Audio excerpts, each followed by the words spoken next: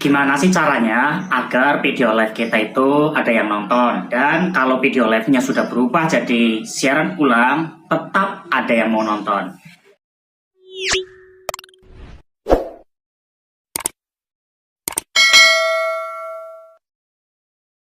Baiklah, halo, assalamualaikum warahmatullahi wabarakatuh. Para konten kreator pemula dimanapun berada, semoga selalu dalam keadaan sehat dan dimudahkan dalam setiap pencapaiannya. Para konten kreator pemula dan para bunda tentunya kepengen dong kalau live itu ada yang nonton. Terus berharap juga nanti kalau siaran live-nya itu sudah selesai, berubah jadi siaran ulang, tetap ada yang mau nonton. Ya, mereka-mereka yang tidak sempat ikut live kita itu kepengen tetap menonton video kita. Bagaimana sih? Baiklah, simak video ini sampai selesai agar teman-teman nanti bisa mempraktekkan bagaimana sih tips-tips agar live kita itu ada penontonnya. Baiklah, teman-teman semua, sebelum kita live, alangkah baiknya kita mempersiapkan terlebih dahulu. Apa saja sih yang harus kita persiapkan? Yang pertama tentunya peralatan ya. Peralatan kita siapkan, pencahayaannya, kemudian lingkungan juga kita siapkan agar ketika kita live itu tidak ada gangguan suara-suara yang mungkin nanti bisa mengganggu jalannya live kita. Terlebih kepada suara-suara yang bisa jadi akan melanggar video live streaming kita. Sayang sekali ya nanti kalau misalnya kita sudah live ternyata ada suara musik yang melanggar video live streaming kita. Nah, para bunda dan para konten kreator pemula, yang kedua yang perlu disiapkan adalah mental. Karena banyak sekali para konten kreator pemula yang memang kebingungan ketika ngomong di depan kamera. Padahal apa sih susahnya ngomong ya? Ya ngomong saja.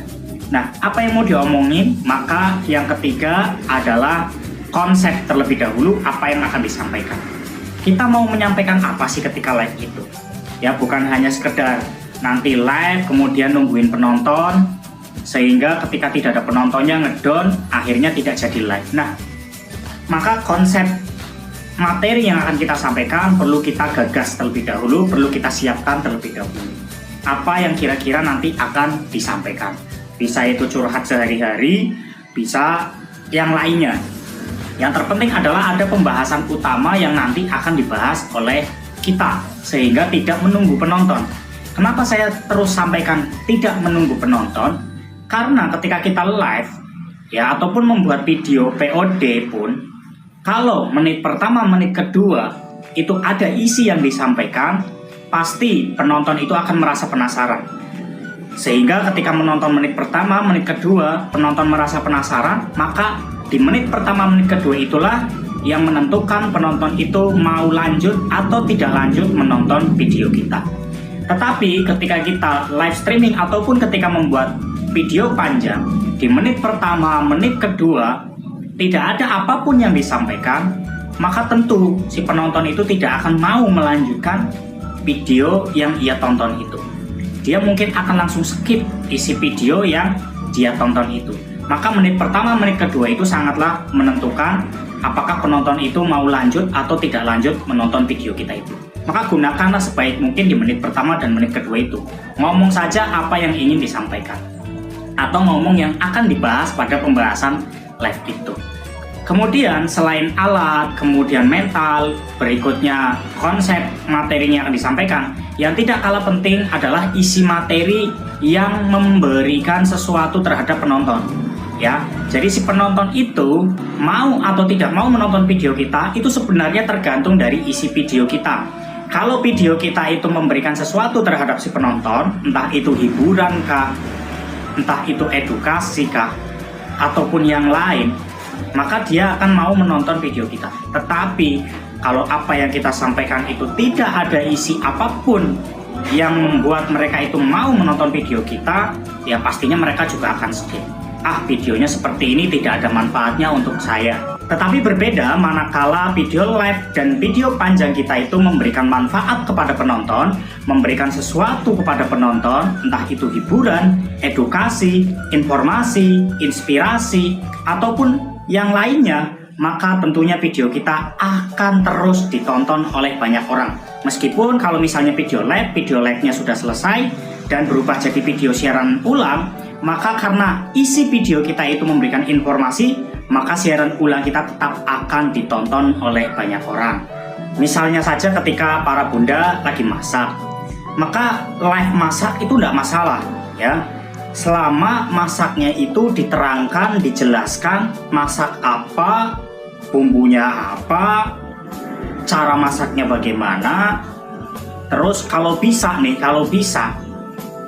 apa sih manfaat daripada masakan itu untuk kesehatan misalnya. Ya kalau para bunda bingung, bisa kok dicari di Google. Kandungan masakan sayur kacang panjang.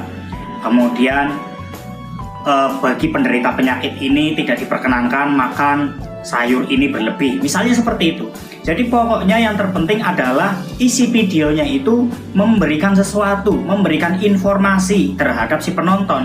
Jangan sampai hanya sebatas oseng misalnya diam, apalagi cuman nih saya lagi masak nih keseharian saya ini kayak gini. Itu sebenarnya nggak terlalu penting ya para bunda ya. Itu kan terserah mau ngapain itu terserah si kita. Tetapi bagi penonton itu nggak penting-penting amat. Apa yang bisa diambil dari isi video itu oleh si penonton kalau hanya sebatas ini loh saya ini lagi gini.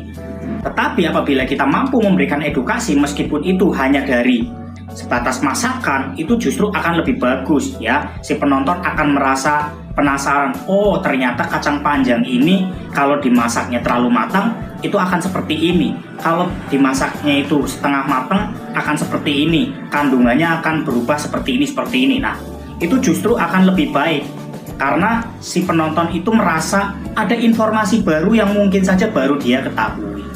Nah, itu saja tips-tips dari saya, semoga bermanfaat. Yang tidak kalah penting adalah selalu berlatih dan berlatih, belajar dan belajar.